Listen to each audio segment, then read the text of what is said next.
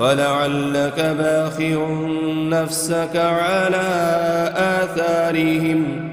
إن لم يؤمنوا بهذا الحديث أسفا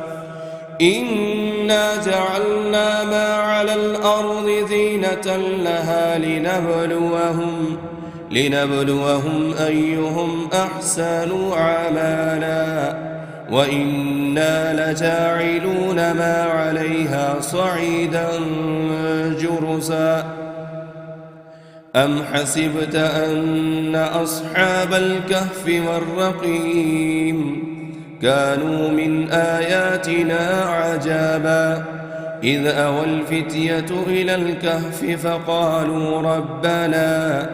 فقالوا ربنا آتنا من لدنك رحمة وهيئ لنا من أمرنا رشدا